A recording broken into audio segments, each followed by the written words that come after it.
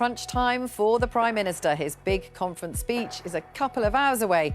Can he turn round his flagging premiership?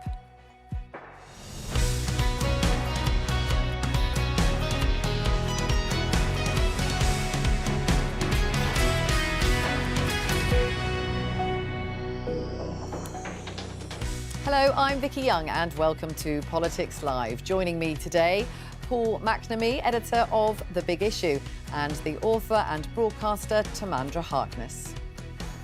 Keir Starmer out with his wife this morning ahead of that speech. It's been a difficult few weeks for the Prime Minister, so will his party be convinced?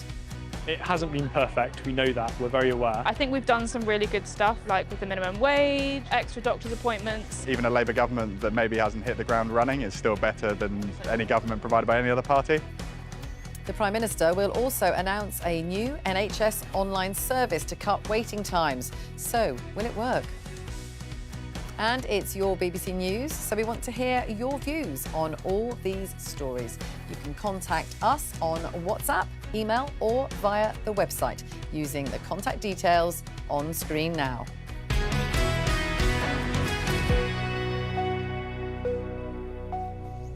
Well, all eyes will be on Liverpool this afternoon. That speech by Keir Starmer. The speech is written. I think we can see here the Prime Minister rehearsing with his wife Victoria beside him. This is pictures from last night where they are going through the speech and no doubt trying to work out where the applause and the cheers will come. That's what he will be hoping for. He will be hoping for a compelling message for his critics in the hall and, of course, those watching outside. Let's cross now to Henry Zeffman, our chief political correspondent, who is there in Liverpool for us. Henry, what is the challenge for the Prime Minister this afternoon? I think it's to convince the Labour Party, not just here, but nationally, and then, of course, the country more generally, that he has a vision for what his Prime Ministership should be. I mean, you heard a little bit in the montage that you played there, and we've heard an awful lot from the stage from different cabinet ministers who've spoken, lists of achievements from this government over the past 14 months.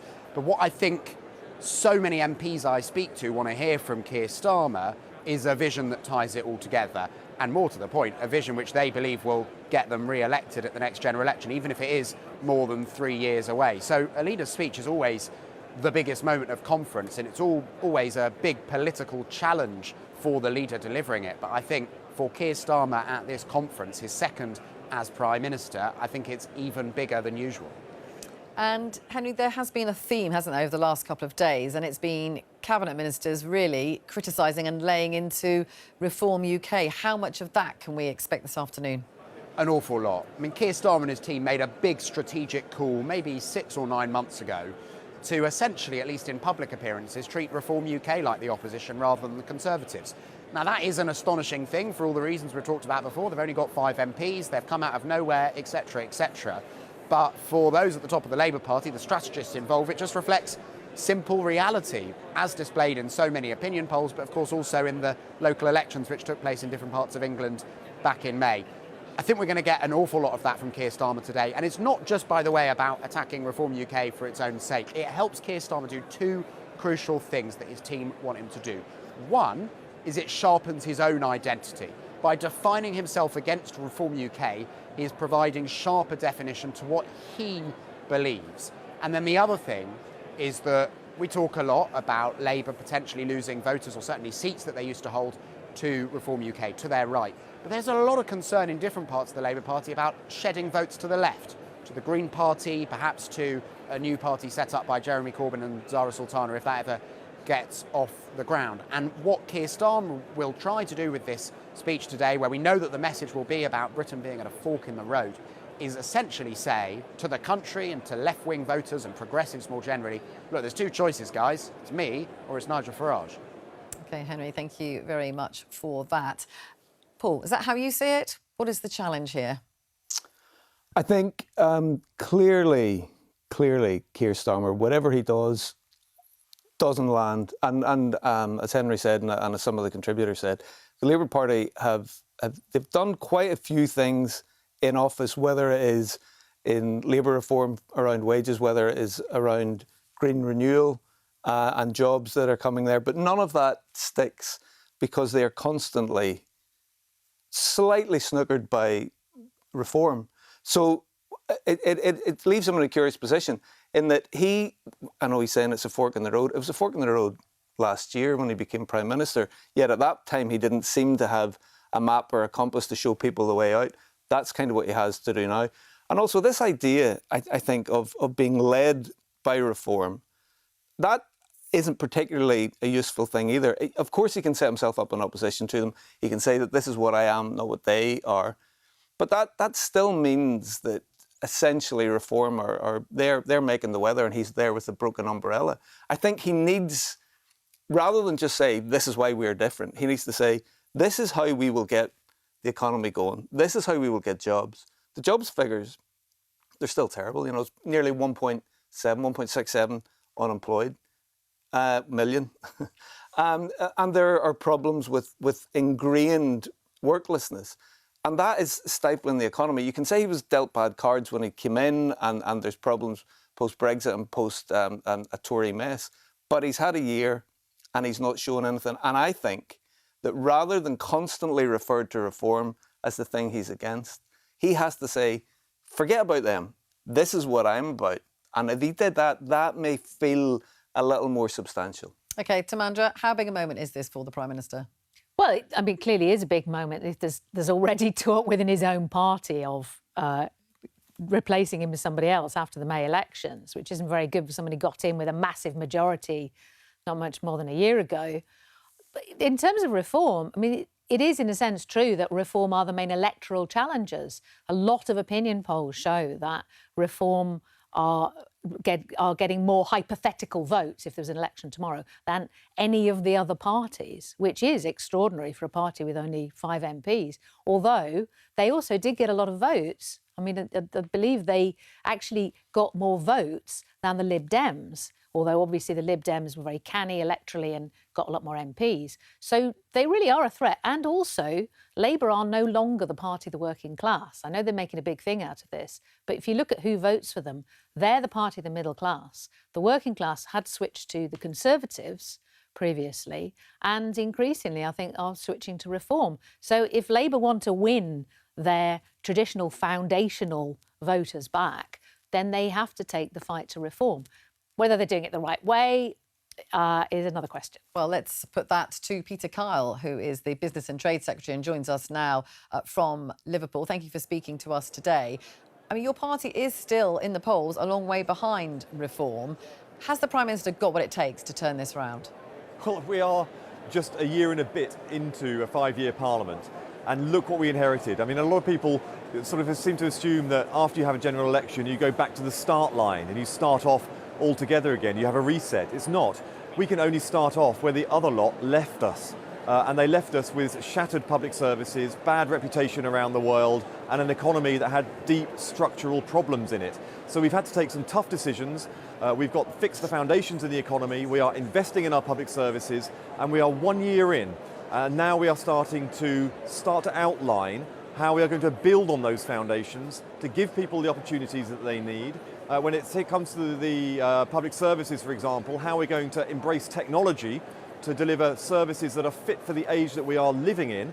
And then when it comes to the economy, we realise that we have to get to the point where people start to feel the difference with the money in their pocket, the things you can do yourself and your family, and businesses that are able to invest with certainty into the future, which we are aspiring to do because of the industrial strategy that gives clarity into the future. So we are 1 year in.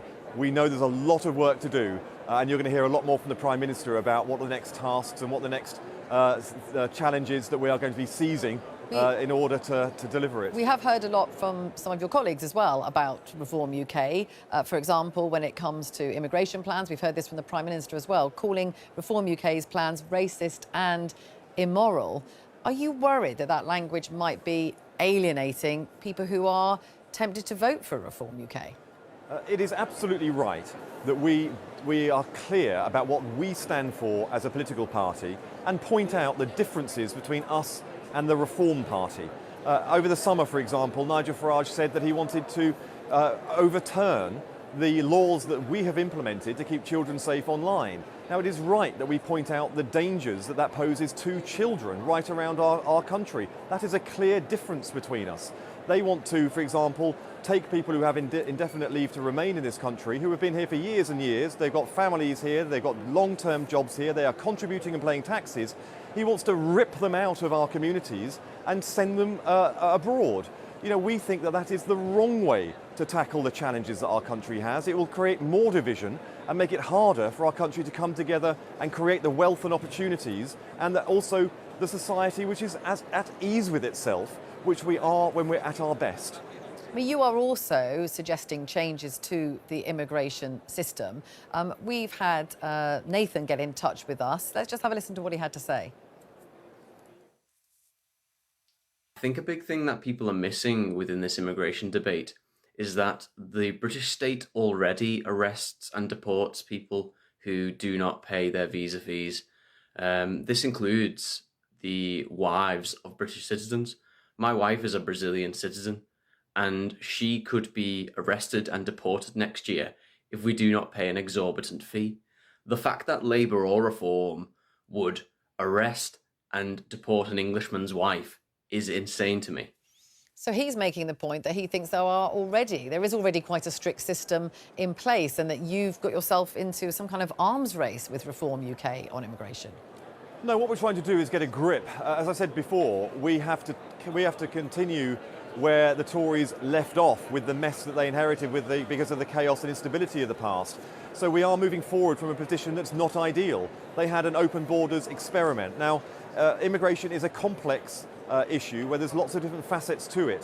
One pathway to coming to Britain is actually through marriage, but that pathway is a very clear pathway, and of course there are laws that underpin it, and they must be adhered to. Most people who come to the UK come here lawfully because they seek to work, and we want to make sure that when they come here to work, they do work. I think that is a fair expectation. It is a fair expectation also that people who come to live in Britain and aspire to a life in Britain, that they speak our language. But you can can you reassure Nathan that his wife coming here, that she won't be affected by your new plans? I think everybody who is watching this will understand that I do not know Nathan's position in detail, and I'm not qualified to make that decision. But what I can say is that we want to make sure that the laws on immigration are rigorously upheld, but they are fair. Now, of course, being married, and marriage is one pathway into Britain and to remain here. It is a very clear pathway, but we do need to make sure that the rules and the regulations that guide there are upheld. Now, if those rules are being met, Nathan, of course, and his wife have nothing to worry about.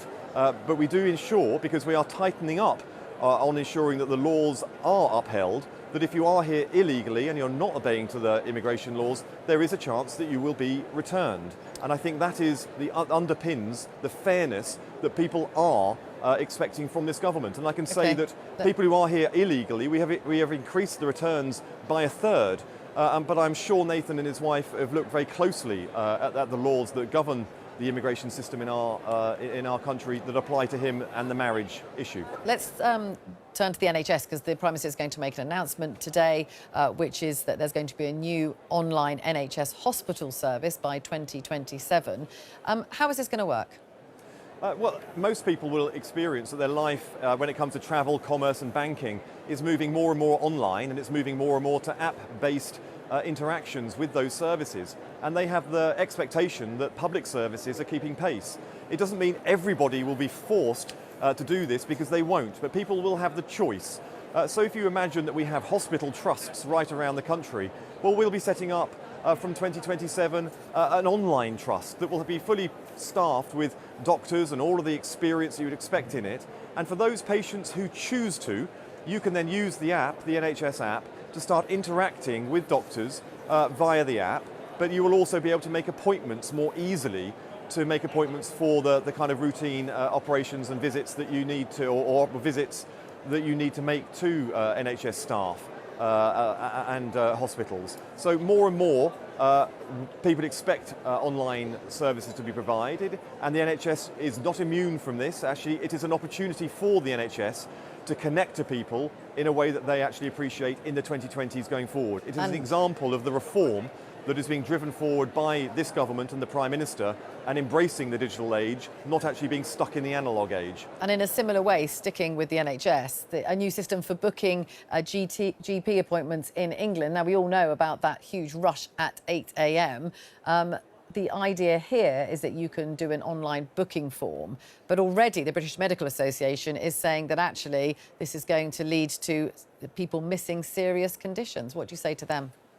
No, this is something we've thought very, very long and hard about. The reason why people are the main reason why people are missing appointments is they're not getting an appointment fast enough in the first place at the moment.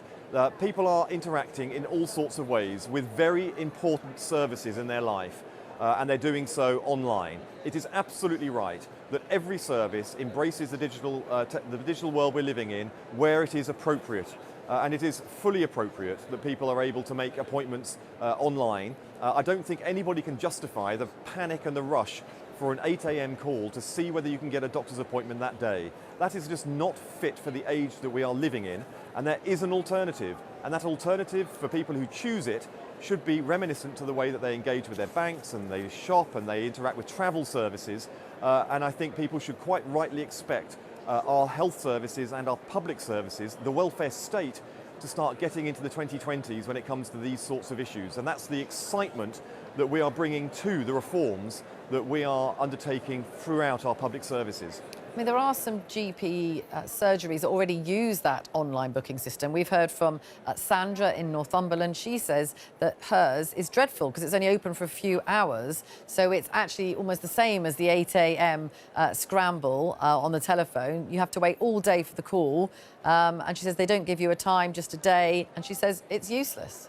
And that would be an example, I suspect, of a GP practice trying to embrace new technology but not quite getting it right yet. What we're talking about here is the Department of Health, led by Wes Streeting, driving down a reform which will be available throughout the NHS, throughout the primary care system, so that we can get it right and we can use the power of the centre working with primary care settings and GP surgeries right around England, so that we can offer a high quality service that actually solves the problem of the 8 a.m. rush and perhaps some surgeries that are trying but not quite getting it right yet. There are many surgeries out there that have done it right, and I think people who have experienced it would say that this is something that everybody right across England should be benefiting from, and that's what you'll get with Wes Streeting and the reforms and the modernisation that he's bringing to get the NHS fit for the future and serving people right around the country. OK, Peter Carl, thank you very much for joining us today from the Labour conference there in Liverpool. Tamandra, what do you make of the trying to get the NHS online? You know, it's been a huge frustration for lots of people, I'm sure. Do you think, firstly, looking at the idea that you have this sort of online hospital, that you might be able to do more appointments with consultants online, how do you see that working? Well, I'm very confused by the idea that it's a completely separate hospital trust. I had imagined that, like the GP one, it would slot into existing services. But I am quite sceptical. I mean, it's been talked about as, oh, we learned from COVID that we can do all this and we can do this virtual stuff. But there's a lot of horror stories from COVID about people having very serious conditions which were missed because they couldn't see a doctor face to face. And those conditions escalated and in some cases were fatal, but certainly in many cases got worse than they would have been had you been able to see somebody face to face. A friend of mine last week fractured her wrist. And was seen very quickly in a hospital in an emergency, like not A&E, but a kind of emergency treatment centre. And the doctor there said, right, well, we need to leave it for a couple of days, the swelling to go down, to see if you need a plaster. I'm signing you up to a virtual fracture clinic. And my friend is saying, how can that work? What am I supposed to, what can I tell somebody on a screen about whether my wrist now needs a plaster? I suppose in some cases maybe there will be follow-up appointments once someone's been seen, which could be done online. Because, for people having to take a lot of time off work to get to these appointments, and they can be quite a long way away, do you think there's any scope at all? Yes, no, I do. And I'm thinking the parallel already, there are a lot of GP phone appointments, which I've certainly used, when you know something's routine, especially if it's something you think, well, I've had this before, I know what they gave me last time. A GP rings you up and you say, I think it's this again, and they will send a prescription straight to your chemist and saves a lot of time. So I can imagine that kind of thing. This is why I think that having a separate hospital is a rather odd idea, because you would surely just want it to be one of the options that existing hospitals could use to speed up that process. And as you say, instead of somebody sitting in a waiting room all afternoon, the consultant will interact. But the problem, the GP 8 a.m. scramble, it's not going to be solved without more GPs. The problem is there aren't enough GPs. And you can have an online booking system, you can have carrier pigeons, you can have owls. The problem is there's not enough GPs, people can't get the appointments. And the people that most need appointments with GPs are older people who are far less likely to be comfortable interacting online. Paul, when it comes to the online, the idea of getting an appointment with your GP and filling out this form, the British Medical Association have immediately come out and actually, I think, threatened maybe work to rule over some of this, saying that it's not going to work. Do you think that they are in danger of looking like they're opposing change that really needs to be done? Because quite a lot of our viewers have said they like this idea of filling out a form. I think that is a danger of the BMA over everything. That they immediately their immediate response is no, let's talk, rather than, well, let's see how this could work and move forward. That is an ongoing issue, particularly around strikes when they call for action. I think that the wider problem is that this, on the face of it, seems like a relatively good idea. The virtual hospital, if it is experts who are called from all different areas and they all come over the country, together. potentially. Yes. But the problems there, what happens to their regular work that they're doing? Does that mean that there's less done by them and fewer people seen? Secondly, does it then just become a referral system that is kind of like NHS 24 that nobody's really satisfied with, and they're just in a queue for ages to get seen? And then thirdly, what if they do then need to go and see someone? If they've only been told virtually, well, I can't really tell, I'd need to see you in person, does that really get the bottom of it? It's all very well, Peter Kyle, talking in terms of digital and analogue, but ultimately, we are analogue creatures. We need to be seen in order to be assessed, and it's not going to get completely sorted. Well, we have got a comment from Ray who says the BMA are correct. An online booking system doesn't suddenly make more GPs appear. The point that you are making there, the booking system is not the problem, it's the lack of GPs. How much do you think that the functioning of the NHS is quite wrapped up with the success, or how the government is viewed as being successful or not? If they can make the experience better, do you think this is quite central to what Labour will need to achieve? Oh, definitely. I mean, I think, and that's it's been one of the big issues for the public for some time, how badly the NHS is functioning, and one of the big hopes for a Labour government, because they are seen as the initiators and the guardians of the NHS. And, I do actually have hopes with Wes Street in particular, who's come in saying, yes, you need more money, but you do also need to change the way things work, because other countries that do better, not the American model, but like the European models, that do have more money, but they also have better systems and their outcomes are much better. So in general, I do think it needs reforming. But I think there's always a danger with governments that they go, we have to do something big, we have to do something flashy. I know, technology, that'll fix it, because it's a thing. And now you've got a shiny app. And technology seldom does fix it on its own, because it can't capture everything that it's needed. And the danger is you focus all your attention on the technology, the app or the website or whatever it is, and not on changing the systems that need to change. Well, we have been actually hearing from the Health Secretary, Wes Streeting, this morning. He's been addressing the Labour Party conference with a theme that we've heard quite a bit about, and he has been attacking Reform UK, in particular Nigel Farage's immigration policy. But it's not just the NHS he's coming for, it's the people who make the NHS. If you earn less than 60 grand a year and came from abroad, Farage wants you gone.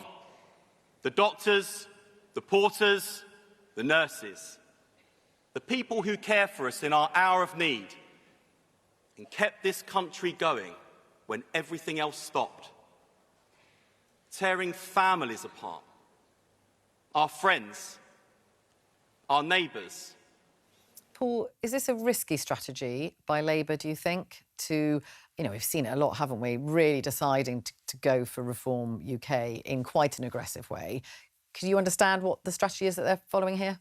Not to contradict myself in what I said earlier about how because I do feel that Keir Starmer needs to set himself up as something separate and progressive and positive rather than in reaction. However, on this point, on Farage's point of throwing out hundreds of thousands of people who are on right to remain, I think this is a good thing to pick up on, because I think it is fundamentally wrong, and it is wrong on so many levels, not just the human level, not just. And because because indefinite leave to remain is people who have already got that status. Yes, they're allowed to be here. What he's saying is, actually, we're going to retrospectively change it, whereas the government's plan is to say there will be certain conditions for people in the future. So that's why you think that that policy is wrong. I do think it is a ridiculous thing that Farage suggested. I think he's usually quite a good communicator. He kind of reads where the voters that he needs to bring along with him are going, and he gives them something. On this, I think it was a real misstep, and it's something that will be used to beat him as time goes. And I think what Streeting and others in the Senior Labour Party need to do is, rather than, again, keep reacting, they need to make the positive case for incorporating people coming from different nations, whether they call it multiculturalism, which seems to be something of a stigmatised bad word, or they call it something else. The positive nature of people coming in to Britain and making Britain richer, making Britain better, that case has to be made again and again. He's sort of touched on it, Streeting there, but he needs to go harder, I think. Tamandra, do you think that there's a risk here in Labour talking a lot about Nigel Farage? Well, they have made, Nigel Farage is kind of, I think we're hearing more certainly about him at this conference than his own conference. And yeah, there's definitely a danger there, because then he's setting the agenda. I do. I mean, I completely agree with Paul that there's a big difference between saying, as Mahmoud has said, you know, we will change and we will tighten up criteria in future for indefinite leave to remain, and retrospectively going, we know you were granted leave to stay here and settle with your family, but we're going to throw that out. And I think I don't think it's very popular at all. Yeah. There is a difference, as you say, in the two policies. Even people who are concerned, I think there's too much immigration, which is a very widespread view, do not feel it's fair to switch the rules and throw people out again. We did hear from the Home Secretary actually yesterday afternoon. Let's just have a listen to what she had to say. This is Shabana Mahmood. We will have to question some of the assumptions and legal constraints that have lasted for a generation and more. But unless we have control of our borders, and until we can decide who comes in and who must leave, we will never be the open, tolerant and generous country that I know we all believe in. Well, what did you make of it? She actually said it during her speech yesterday to the people in the audience, you're not going to like some of the things that I'm going to do. When she makes that argument that she says we've got to be tougher in order to keep our society tolerant, do you understand that argument? Well, she's not speaking to the hall, is she? She's speaking to people beyond the hall. And I'm going to use that word again, reform. She's speaking to their potential reform voters who may, although a lot of polling says that Labour voters are not necessarily going to reform, but there may be some who are wavering, who are potentially leaving the Tories, or Lib Dems who are going to reform, that she wants to bring in. So I think she's talking to them. But at the same time, this idea of controlling borders as if there aren't border controls, the key thing here is that it is so visible when people are in small boats. That is a real visible thing that it's hard to argue against. Whereas when people traffickers were bringing them in on lorries, which they were doing in great numbers as well, then you could perhaps ignore that a little more. So it leaves a problem. Brexit meant that the Dublin Accord, which meant you could return people to EU nations, is now gone. So it makes it much harder for this government to do things that previous governments could have done. And I do feel that they again are just reactive rather than proactive. Do you think that there's a contradiction here in some ways, that you've got Labour attacking reform, but then they're also saying we also have to, and then stealing their policy? Yes, I mean they're not questioning the policy. Yeah, absolutely, and that's their problem, that they want to both appeal to people who might instead vote reform, but also draw a line so that people who might go off to the left to vote Green or whatever the new party might end up being called, which is where a lot of Labour's voters are going. Yeah, will not go off. So they are in that slight cleft stick. But the thing with immigration figures is, yes, the small boats thing is the most visible thing. And you can see that it's frustrating when, which, I mean, rightly in my view, because I think nobody should pay the death penalty for trying to illegally enter a country. But people are brought in, but then they're brought in, they're given free accommodation and food while their claims are processed. And people who are trying to pay their own way, maybe trying to get housing, are thinking, well, I don't have these automatic rights off my own government, which I probably pay taxes to and have supposedly voted for, and yet you can walk in and have these rights on a plate. And I think that is a real problem. And I think when there were the protests outside one of the hotels, and one of the politicians was asked, who do you put first? Do you put the human rights of these people who have just arrived on a boat, or of your constituents first? And the politician did not say, well, obviously, the citizens who vote for me have some rights, have some interests and some priorities here. And I think that perception, whether people arrive, because most people who are here irregularly or illegally have just outstayed a regular visa. They've arrived at the visa and they just stay. So it's not that everybody's coming on the small boat, but I think the frustration with the perception that people can walk in and immediately have access to free housing and benefits and things that people who've lived here all their lives are struggling to get. I think it's that mismatch that's part of the problem. Now we're going to be back with a second programme to cover Keir Starmer's speech. That programme will go on air at 1:45 this afternoon. And we want you to get in touch. Let us know what you make of Keir Starmer's speech and whether it's been a good or bad week for him and his party. The contact details are on screen now. You can send us an email, WhatsApp message or a short video note. We look forward to hearing from you. Now, we have been speaking to some young delegates at the Labour Party conference to assess how they think it's going for their government. Solid 7 out of 10. 8.5 out of 10. I'd probably give it an 8 or a 9. I would give them about 5 or a 6. I'd rate them a 10 out of 10. Even a Labour government that maybe hasn't hit the ground running is still better than any government provided by any other party. I think we've done some really good stuff, like with the minimum wage, extra doctor's appointments. Progress has been steady but slow, and we know that needs to increase. During the election last year, I felt a sense of hope and that things were going to improve with Labour's plans, but I think so far they're not really focusing on what will actually get the economy growing again. It hasn't been perfect, we know that, we're very aware. There have been a few times where we've got something wrong and haven't been quick enough to own up to it. Despite all of the media shaming the government, hating on Keir Starmer and all that stuff. But I think our communications haven't been necessarily good enough. We haven't communicated to people what we're doing right. We have actually delivered quite a bit. We had 14 years of Conservative government which ground this country down. Young people in particular struggled a lot. And we've now seen stability, sensible government restored. So yeah, 10 out of 10. Well, let's speak now to the Labour MP, Belle Ribeiro-Addy. 10 out of 10, what do you think, Belle? How do you assess the government's first 14 months? I think we've done some fantastic things. Breakfast clubs, you heard there, more GP appointments, workers' rights bill, which we do need to go a bit further on. But, I think because we are Labour, people expect so much more from us, and I understand, and we really want to live up to that. So fantastic things done, but there are things that people are unhappy about, and we can definitely change. What is the challenge for Keir Starmer? He'll be on his feet in just over an hour. What does he need to do today, do you think? Well, I think we definitely have to show willingness to change course. At the moment, what we're really going to need to fix the finance of this country is growth, and we're not going to get growth if we cut things. And unfortunately, it feels like that's what we're leaning towards. We understood from the past 14 years that austerity doesn't work. We need better investment in public services. And you know what, actually, I just feel like we need to listen to our members. A lot of fantastic policies have been passed at our conference, and to be quite frank, over the years, over time, whenever we have listened to our members in terms of policy, we've always got it right.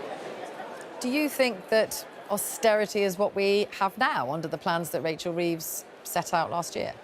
Well, I think about the attempt to cut benefits, the winter fuel allowance, some noises that's about tough decisions in the budget. And whenever we talk about tough decisions in the budget, it's usually that. Now, let's be frank, I'm not against all cuts. There are some weapons which I don't think we should be buying. But let's be frank, we do need to invest in our public service, and I think cuts to welfare at this time wouldn't only be extremely unpopular, but would be extremely detrimental. And I worry. And obviously, we see this with governments all the time. Sometimes when you're putting money forward, people haven't looked quite frankly at what you've taken away. So it may look like money's going into something, but it's not necessarily enough. And I don't want to see that. I believe that as a government, we can deliver. When Labour wins, the country wins. I just think we need to move away from this idea that any sort of cuts to welfare needs to be made. I mean, Rachel Reeves has previously said and pointed out that actually the cuts that she was proposing, which never went through in the end, they still would mean that spending on benefits was going up. It was just going up more slowly. I mean, how much further do you think it should go? Do you think there should be higher benefits paid to people? Well, the reality of the situation is with a growing population and growing need, we're going to see the need for greater finances. You know, need goes up, more spending has to be done. And would you say more borrowing or higher taxes or a mixture of both? Well, do you know what? What I want to see is a wealth tax. I want to see a wealth tax, and I think that would raise a whole lot of money. I'm looking and still hoping for, and if we don't hear it in the Prime Minister's speech, maybe in the budget for lifting the two-child benefit cap, that's something that would instantly take hundreds of thousands of children out of poverty. I think that we could definitely have more creative solutions like that. There are a lot of private companies that we use to deliver our public services. If we think about benefits, for example, there are companies that do the PIP assessments, which are clearly getting it wrong. Why are we paying them millions of pounds to get these assessments wrong? There are many different places where we can make savings, where we don't have to then go ahead and make cuts, which are at a detriment to the public. I mean, Rachel Reeves has actually ruled out a wealth tax, and she says that where it's been done in other countries abroad, actually they don't have things like inheritance tax, they don't have capital gains tax, and she says that she's not going to do it because she doesn't think it would raise money.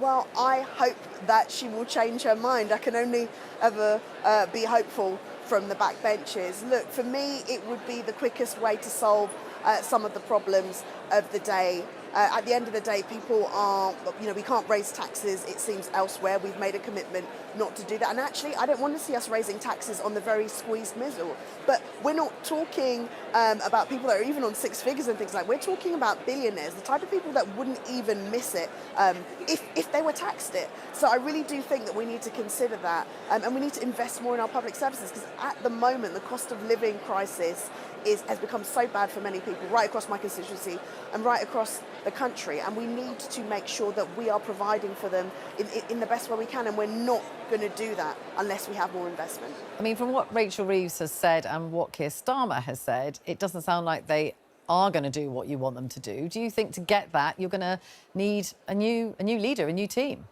Well, do you know what? I as I said, I'm eternally hopeful, and I genuinely think that when the need arises, people can change their minds. Things change. And like I said, if we listen to the members... If they don't change their minds, would you want a different leader? You're sounding a bit like Andy Burnham, some of the things you're proposing. Well, this is a Labour Party conference. We all have the right, I would think, to express our different views on policies. I'm certainly not trying to take out the leader at the moment, and I can't think of anybody else who is saying that they're trying to do that. Just trying to talk about the different policies that we want to see our Labour Party put forward, which is what members have been doing for the past few days, and they have passed some brilliant policies. I genuinely think that it's something that they can do. And yes, you're absolutely right. This is something that they're saying that they're not going to do now, but they also said they were going to go ahead with the welfare cuts, and they didn't do that. So things can absolutely change. But how long are you willing to wait? Because you have colleagues who are going to be fighting elections across England in local elections, but in Wales, in Scotland, in May. It's not that far away, is it? I mean, do you think actually you need to have a change before that?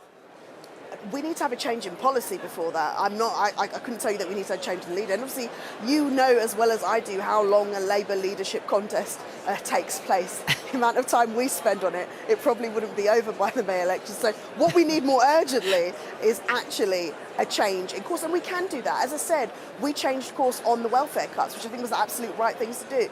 And in the next few months, we can change course in terms of our policy. If that two-child benefit cap was lifted today. You know, as some people accuse me of being critical, but I would be the first person to clap my hands and say absolute well done to my government, because we have done what Labour do, and that is help the people that need us the most. I mean, Rachel Reeves yesterday, she did have a warning, didn't she, about borrowing and more borrowing, saying the country is spending £100 billion in debt interest. Would you add to that? Is that the plan you would have? That's the thing.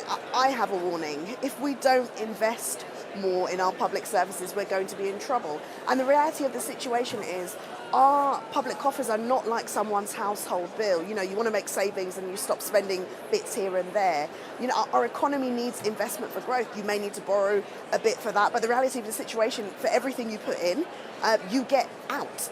And well, as long as it's not siphoning off to public companies, private companies, sorry. But we need to invest for that growth. And you know, cutting is just never going to work. It hasn't worked. We've seen evidence of that in the past.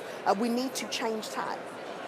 OK, Belle Rivera Addy, thank you very much, and enjoy the speech this afternoon. Paul, what do you make of what she says there? I mean, she clearly wants a change in direction, and it doesn't seem to be any sense that that is going to come. No, and she was quite ambivalent about Keir Starmer. But then I guess there's a lot of backbenchers who are. The point that she made about the two-child benefit cap is an interesting one, because it's really indicative of the political capital that the Labour Party have wasted to get to this point. They could have lifted it pretty soon after they come into power, and it does look as though they are going to lift it, because Bridget Phillipson was saying a couple of weeks ago. Maybe bring in a gambling tax. That's right, yeah. And then of course the gambling people are saying, "Oh no, this is going to be terrible." When I'm sure it will be fine. They'll be okay. But if they do that, that's one thing. That shows that they are listening, and that shows that they're trying to deal with child poverty. But they could have done this weeks and months ago. And I think that is part of the problem, that no matter what Keir Starmer says today, no matter how he leaps forward, or maybe he won't, he always struck me as a counter-puncher rather than going in hard. No matter what he does, there'll always be something else. And you know, he begins to look... You know the way Amorim, the Manchester United manager, is losing everything at the minute because he's sticking with three at the back, and everybody says, "You got to change," and he says, "No." You know, at some point, when does changing three at the back, and I'm going to stop this really strangled analogy really quickly, but when does changing three at the back become an absolute need to change the person rather than the policy? We'll see who lasts longer. Timandra, what do you make of the strategy and what Belle was saying about a complete change of direction? Well, I mean, I did have some sympathy when she says they're in a difficult position, because Labour gets in, everybody expects them to do things that are good for benefit claimants, the old, the sick and so on, because they're Labour. They're really tight for money because of what the economy is doing. And really the only way out of it is economic growth, because you do need to limit the benefits bill by getting more people back into work, getting people off the sick list and people off the unemployment list, and getting people paid enough so that they're not reliant on in-work benefits, because so many people are getting in-work benefits, which is a subsidy for low payment. But it doesn't seem that the policies are doing anything to help economic growth. I mean, we have the dearest energy in Europe, if not the advanced world. That's really holding people back. Got the employers' national insurance hike. I mean, it's tough, but I think economic growth is going to be the only way out of this hole. He's probably still going to get some standing ovations this afternoon, don't you think? It does get a bit North Korean when they have the leaders there. OK, well, I will be back later this afternoon at 1:45 for live coverage of Keir Starmer's speech, where you can see how many standing ovations he gets. That's from the Labour conference. So have a quick lunch and then come back and watch us live here on BBC Two and on iPlayer.